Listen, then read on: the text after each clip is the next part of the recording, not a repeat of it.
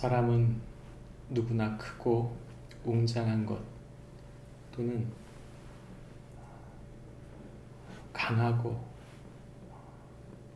성공한 것을 보면 사람들이 그런 착각을 합니다. 이 나라는 사라지지 않을 것이다.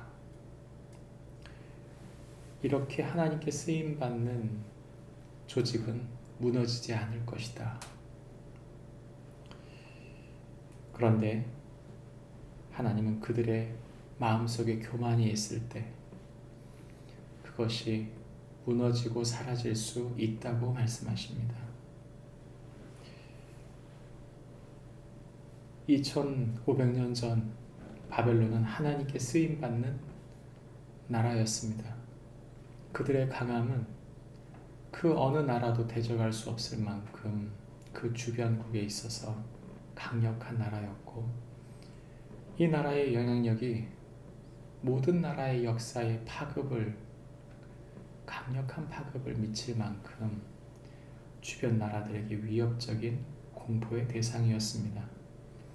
그러나 정작 하나님께 그렇게 쓰임을 받았던 바벨론이 교만하고 우상 숭배하며 하나님을 거역했을 때 하나님은 그들을 심판하시게 됩니다. 오늘 우리가 읽은 성경 부분 말씀을 한마디로 조리면 이렇게 말할 수 있습니다. 성도는 하나님께 쓰임받아도 교만과 악행 때문에 심판받을 수 있음을 믿는 자이다. 성도는 하나님께 쓰임받아도 교만과 악행 때문에 심판받을 수 있음을 믿는 자이다 말해주고 있습니다. 우리가 읽은 성경 본문의 1절부터 3절까지는 바벨론에 대한 하나님의 심판에 대한 이야기를 말해주고 있고, 4절부터 8절까지는 돌아오게 될 이스라엘의 자손들에 대한 이야기를 하고 있습니다. 그리고 마지막으로 9절부터 16절까지는 행한 대로 갚으시는 하나님에 대한 이야기를 하고 있는 것이죠. 강대국으로서 이제 많은 나라들에게 그 실력을 행사하고 또 자신이 하고 있는 그 모든 일들이 승승장구하고 있을 때 그들은, 이 바벨론은 마음이 높아지고 자신들이 섬기는 그 신이 그 지역 모든 나라들의 신보다 강하다는 착각을 한 것입니다. 이들은 하나님의 선지자들이 하는 메시지를 분명히 전하는 메시지를 들었습니다. 그럼에도 불구하고 그들은 하나님의 백성을 압제하며 그들에게 대하여 죄를 끼친 것이죠. 그러므로 하나님께서는 그들의 신상을 무너뜨리고 우상을 부술 뿐만 아니라 한 나라가 북쪽에서 와서 그들을 칠 것이라고 말씀하고 있는 것입니다. 바벨론의 이러한 강력한 영향력은 하나님의 백성들이었던 이스라엘에게 뼈아픈 고통을 가져왔습니다. 그들은 수치를 당하고 그들은 어디로 가야 할지 몰라 헤매는 자들이 되었습니다. 하나님의 백성이라 할지라도 똑같은 처지였던 것이죠. 하나님의 보호를 입고 있었던 이스라엘 백성이 하나님의 말씀을 잃어버리고 하나님을 예배하면서도 우상을 섬기며 교만했을 때 이스라엘은 결국 바벨론에 점령된 처지였던 것입니다.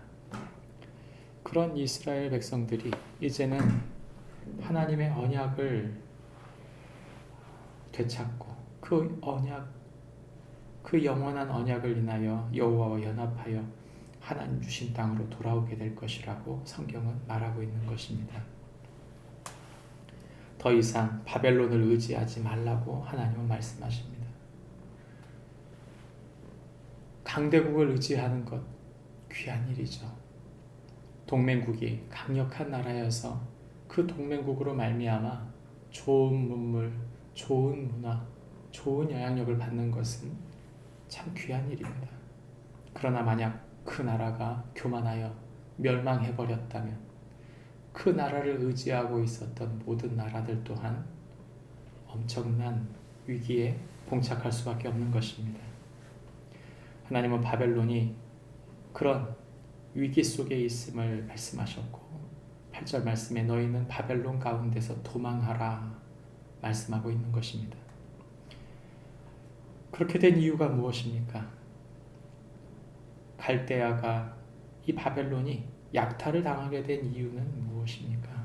성경 말씀에 15절 말씀에 이렇게 말하고 있습니다. 이는 여호와께서 그가 행한 대로 그에게 내리시는 보복이라 그가 행한 대로 그에게 갚으시는도다 말씀하고 있습니다. 바벨론, 이 갈대아 사람들이 약탈을 당하게 된 것은 그들의 행함의 악함 때문입니다. 바벨론은 당시에 많은 사람들에게 공포의 대상이었습니다. 하나님의 심판이라고 하는 말과 같은 의미를 지닐 만큼 그들은 많은 사람들에게 공포의 대상이었지만 결국 그들이 하나님께 대하여 악을 행했을 때 하나님께서 그들에게 주신 권한 그 이상을 행사했을 때 하나님은 그들을 심판하게 되신 것입니다. 바벨론의 범죄를 기억하시는 하나님, 하나님은 누구의 편이 아니십니다. 우린 착각을 합니다. 우리가 하나님을 이렇게 잘 믿으니 하나님은 내 편이실 것이다. 그렇지 않습니다. 하나님은 누구의 편이신 적이 없습니다. 오히려 우리가 하나님의 편이 되는 것, 그분 앞에 겸손하고 그분의 뜻을 이루기 위하여 그분의 사람으로서 우리가 사는 것이지 하나님을 내가 얼마든지 이용할 수 있다. 그것은 엄청난 착각인 것이죠. 우리의 진정한 의지는 오직 하나님뿐입니다. 우리가 오직 연합할 우리의 믿음의 대상은 여호와 그분 한 분뿐입니다. 여호와와 연합하라. 그 영원한 언약을 기억하라 말씀하신 주의 말씀을 붙들어야 하는 것입니다. 하나님의 영원한 약속의 가장 큰 약속은 바로 그 아들을 내어주심으로 주신 십자가와 부활의 예수 그리스도의 복음 사건입니다. 예수님을 나의 왕으로 섬기며 내가 그분의 편에 서기로 결정할 때 내 죄를 회개하고 교만을 회개하며 내가 가지고 있는 것들, 내게 주신 강함, 내게 주신 위대함, 모든 것들을 주 앞에 내려놓고 오직 주님이 모든 것을 사용하시기를, 오직 주님께 내 모든 것이 있음을 고백하고 엎드릴 때 주님은 우리를 쓰실 뿐만 아니라 버리지 아니하시는 하나님이심을 믿고 오직 예수 그리스도 그 복음을 의지하여 믿음으로 사는 축복이 우리 모두에게 있기를 바랍니다. 기도하겠습니다. 하나님 아버지, 하나님께서 우리에게 자신의 모든 것을 내어 맡겨주신 영원한 하나님의 약속, 그것은 바로 예수 그리스도의 십자가와 부활 사건의 그 복음에 있는 줄 믿습니다. 우리를 사랑하셔서 이 땅에 오시고 우리를 위해 죽어주시고 우리를 당신의 영원한 나라로 그 언약을 이루기 위하여 부활하여 주셨습니다. 하나님 아버지, 확실한 이 복음의 이야기가 우리 마음속을, 우리의 삶을 다스릴 수 있도록 우리를 붙드시고 인도해 주시옵소서. 흔들리는 세상 속에서, 변화무쌍한 세상 속에서 세상 의지하지 않고 오직 흔들리지 아니하시는 하나님, 영원하신 주님만 의지하는 축복이 있게 하여 주옵소서. 예수님의 이름으로 기도합니다. 아멘.